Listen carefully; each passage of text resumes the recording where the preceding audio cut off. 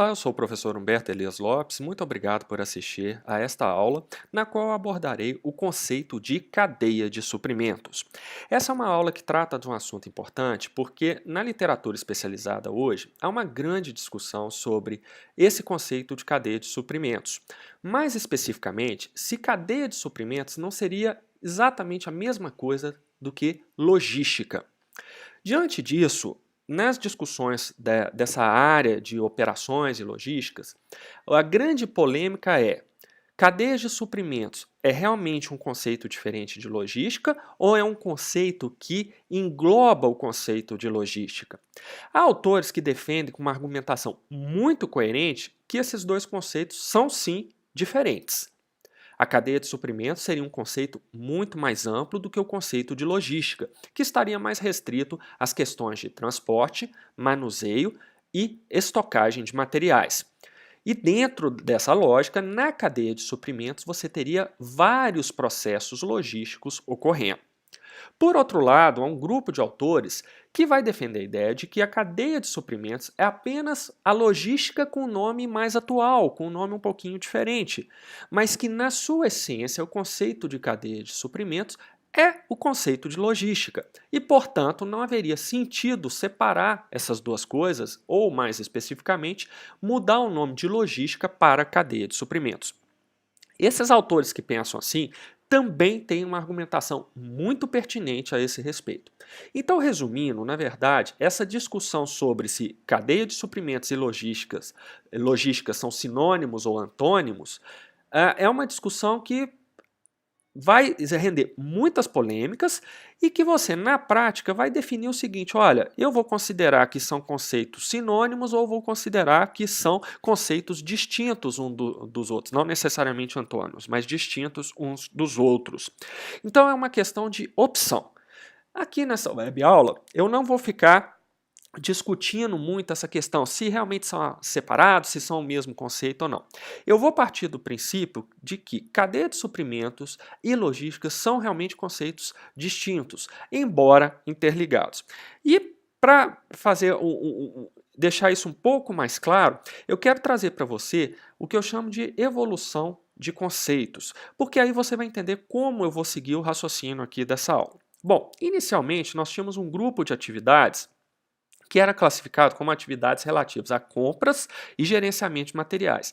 Então, atividades como previsão de demandas, obviamente compras, planejamento de necessidades, planejamento da produção, estoque de fabricação, eram classificados então como pertencentes a essa área de compras e gerenciamento de materiais.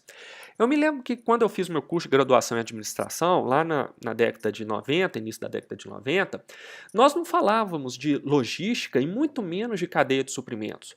Nós estudávamos, nessa área de operações, duas disciplinas: administração da produção, e no meu currículo, na época, havia administração da produção 1 e 2, na qual estudávamos coisas como MRP1, o MRP2 já surgiu quando eu estava praticamente no meio do curso de administração, mas apareceu o MRP2, o Kanban, esses sistemas de produção, aquela lógica de entradas, transformação, saídas, organização da linha de produção, layout, esse tipo de coisa.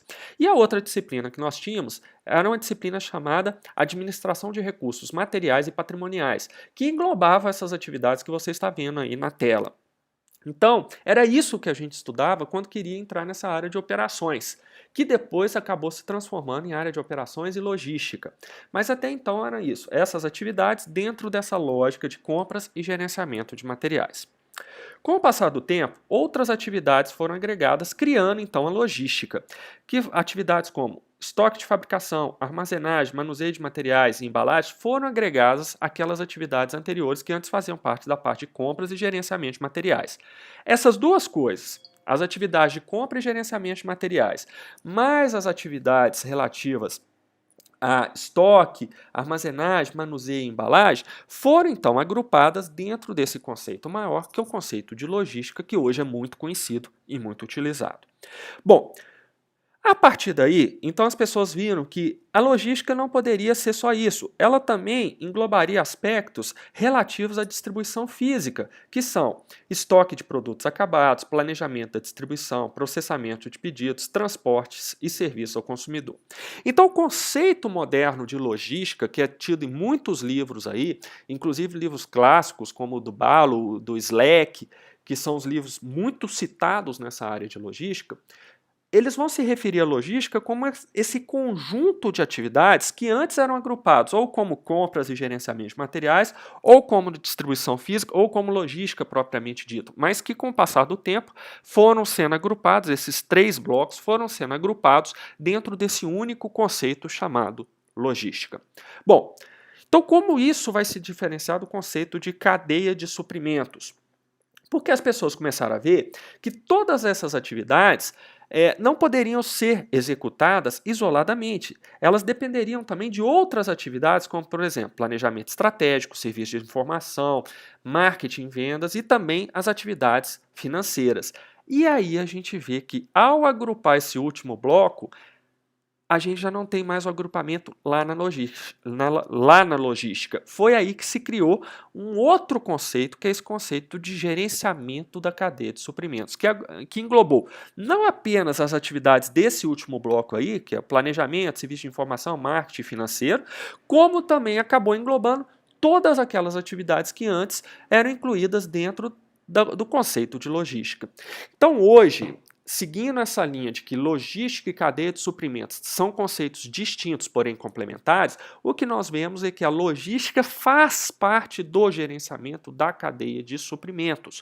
Então é aquele sentido de que dentro da cadeia de suprimentos você vai ter uma série de processos logísticos ocorrendo. Então a logística foi englobada por esse conceito maior e essa vai ser a lógica que eu vou seguir aqui.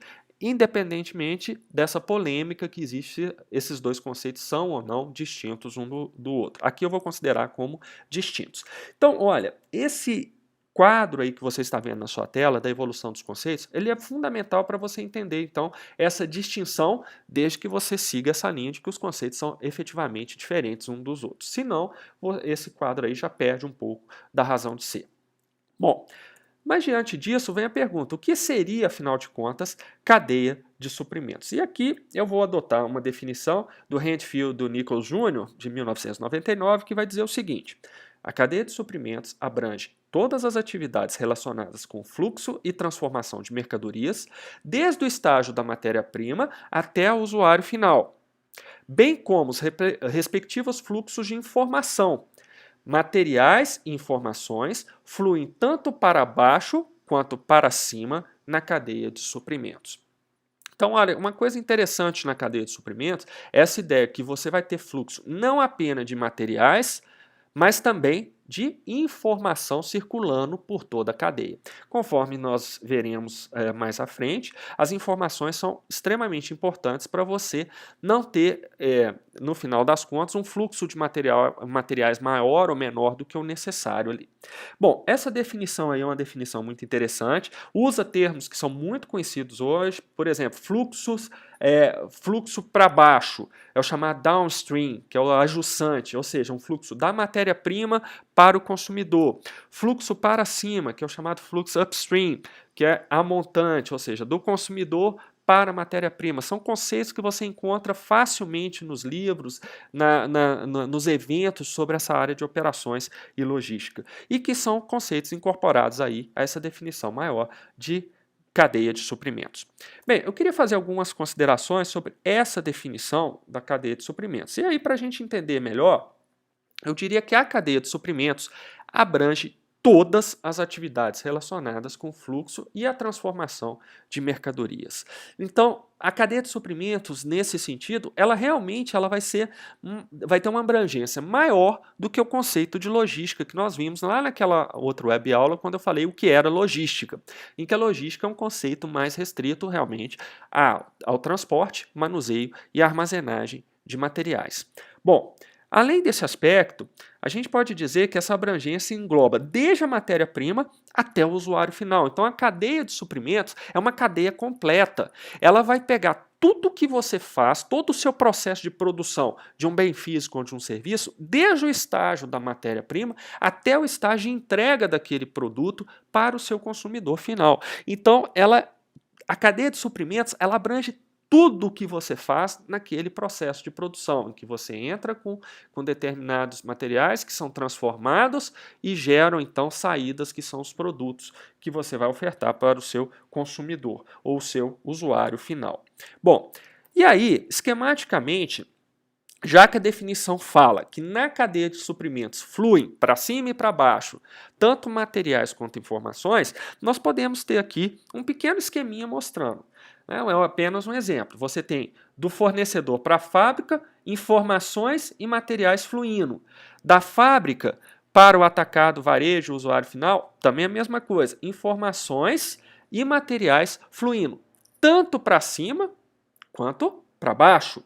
Então é essa a ideia do fluxo. Então você tem lá fornecedor enviando materiais para a fábrica que envia materiais para o usuário final. Ao mesmo tempo, esse usuário final pode enviar materiais para a fábrica, por exemplo, devoluções, itens com defeitos, e a fábrica envia esses materiais de volta para o fornecedor. Então você tem um fluxo reverso.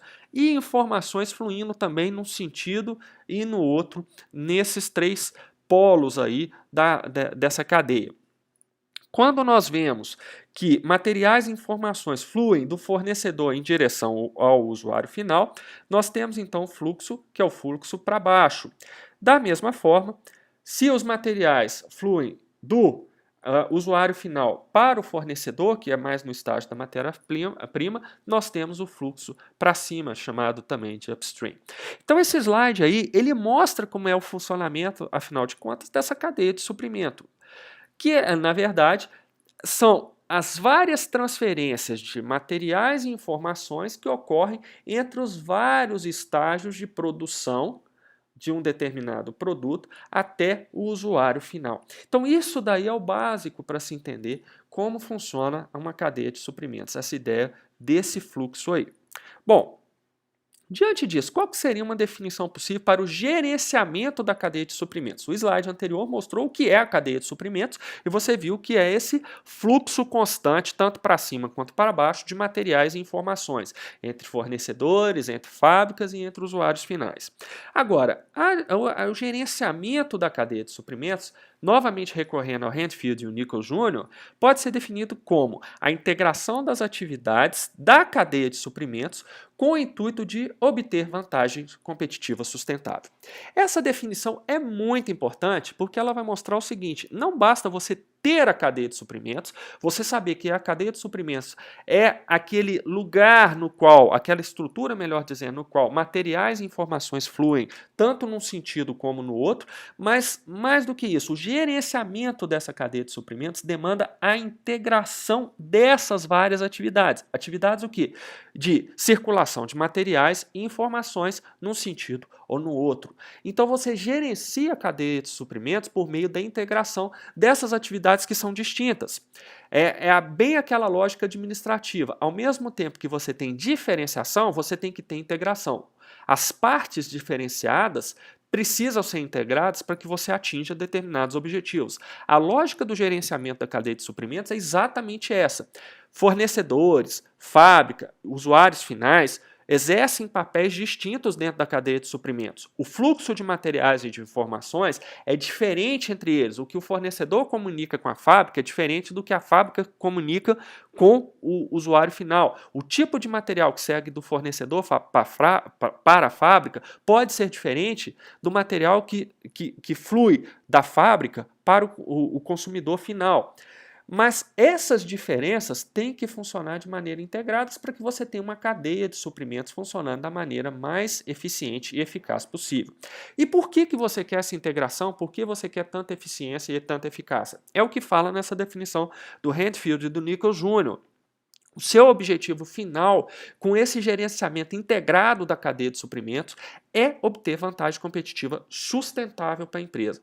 E aí eu quero fazer algumas considerações sobre isso, porque a integração das atividades da cadeia de suprimentos implica fundamentalmente você ter eficiência e eficácia na execução das atividades que fazem parte da sua cadeia de suprimentos. E por que você precisa dessa eficiência e dessa eficácia todas? Porque você precisa gerar vantagem competitiva. Por outro lado, essa vantagem competitiva, que é um conceito muito falado na área gerencial, mas que poucas pessoas conseguem definir com precisão, é um conceito fundamental, porque parte-se do princípio de que a empresa terá mais condições de se manter no mercado se ela tiver vantagem competitiva. Não significa que, se ela não obtiver vantagem competitiva, ela não vai atuar no mercado. Ela pode atuar por um tempo até razoável. Mas se ela tiver vantagem competitiva sobre seus concorrentes, então ela vai ter mais condições de fazer valer a sua presença ali no mercado. E o que significa isso? Esse conceito de vantagem competitiva. Basicamente, vantagem competitiva é gerar mais valor que os concorrentes. Que valor é esse? É o valor econômico, que é definido como a diferença entre o benefício e o custo. Esse benefício é o benefício que o cliente, que o consumidor final, percebe, ou melhor dizendo, que atribui ao produto da empresa, seja um bem físico, seja um serviço. Então eu queria destacar isso. O benefício, quem atribui é o consumidor. Eu vejo muitas empresas que fazem nos seus comerciais de TV, principalmente, dizendo: olha, nosso produto é excelente, é o melhor do mercado, nosso produto tem um diferencial. Ora, quem atribui diferenciais, quem avalia que aquele produto é o melhor do mercado, não é a empresa, é o consumidor final. Por quê? Tudo isso que eu falei de qualidade do produto, se aquele produto realmente é o melhor, se aquilo tem algum diferencial, isso são benefícios atribuídos àquele produto. Benefícios atribuídos pelo consumidor final. Por mais que a empresa use o marketing para falar que o produto dela é diferenciado, que é o melhor de todos, quem faz esse julgamento na prática, no final das contas, é o consumidor final. Então, o benefício é atribuído sempre pelo consumidor. Bom, se o consumidor atribui um benefício àquele produto, e aquele produto obviamente é vendido, então esse benefício vai ser mensurado por meio daquilo que a gente chama de propensão máxima a pagar por aquele produto. Qual é a lógica disso daí? O cliente vai pagar o preço até o limite em que ele percebe que aquele preço que ele está pagando realmente permite que ele tenha acesso a um produto que traz benefício para ele. A partir do momento que aquele consumidor perceber que o preço que está sendo cobrado por aquele produto é um preço que não justifica os benefícios que ele, como consumidor, atribui àquele produto, então ele não vai mais pagar. Por isso que nós falamos que a medida do benefício é a propensão máxima a pagar. Porque se o cliente, por exemplo, está disposto a pagar até R$100 por produto, por um determinado produto, significa que na avaliação daquele consumidor, os benefícios que aquele produto traz para ele valem, no máximo, R$100. Então, por isso que a propensão máxima a pagar é a medida do benefício que o consumidor está atribuindo àquele produto. Se ele perceber que, ao pagar 101, 102, R$110, o benefício que ele vai ter para aquele produto não compensa, ele não vai pagar. Ou seja, realmente, essa propensão máxima a pagar é uma tradução muito boa do benefício que o consumidor está atribuindo ao determinado produto. Bom, mas não adianta apenas a empresa entregar um produto ao qual o consumidor atribui benefício. A empresa também tem um custo para a produção daquele produto. E quando eu falo custo aqui, eu não quero falar naquele sentido contábil de que custos são aqueles gastos diretamente relacionados ao processo de produção, enquanto que as despesas são aqueles gastos não diretamente relacionados ao processo de produção. Aqui a ideia de custo é uma ideia econômica, não é uma ideia contábil.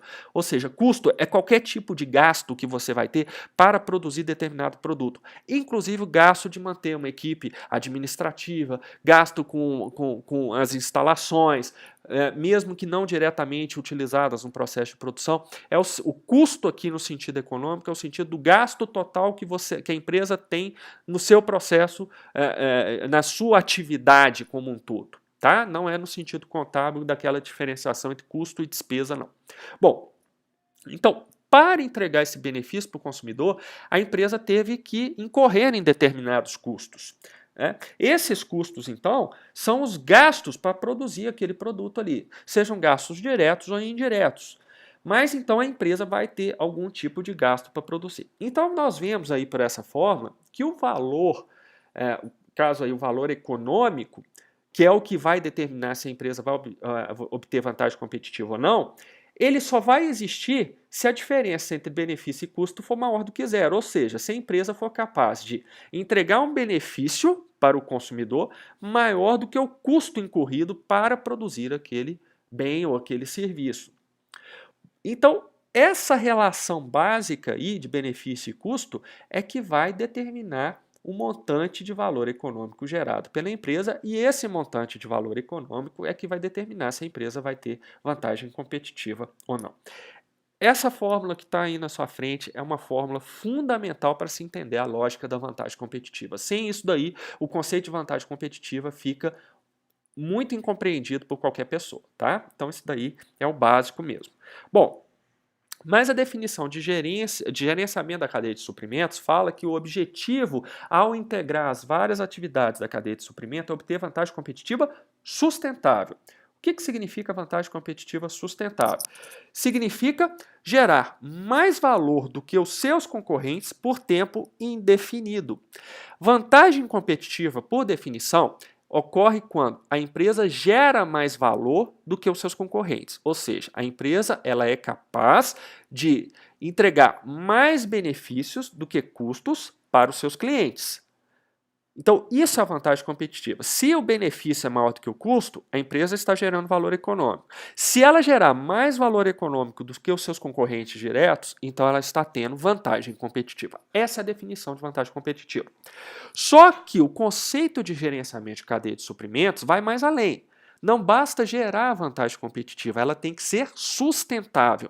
Sustentável significa que a empresa, ao gerenciar sua cadeia de suprimentos, deve ser capaz de criar mais valor econômico do que os concorrentes por um tempo indeterminado. Não significa que vai ser um tempo muito grande, muito pequeno. O ideal é que seja muito grande, mas não vai ser necessariamente um tempo infinito. Ou seja, enquanto existir aquele mercado, a empresa atuar naquele mercado, ela gera mais valor econômico do que os seus concorrentes e, portanto, ela tem vantagem competitiva sustentável. Claro que do ponto de vista da empresa, o ideal é esse, mas isso na prática raramente ocorre.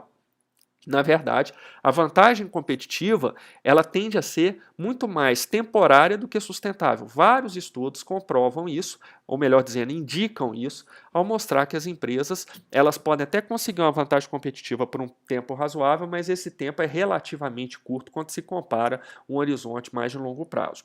Então, a vantagem competitiva sustentável vai ser obtida, mais uma vez, quando, primeiro, a empresa gera valor econômico. Segundo, a empresa gera mais valor econômico do que os seus concorrentes diretos. E, finalmente, terceiro, a empresa gera mais valor econômico do que os seus concorrentes diretos por um tempo indefinido. Então, isso é o conceito de vantagem competitiva sustentável.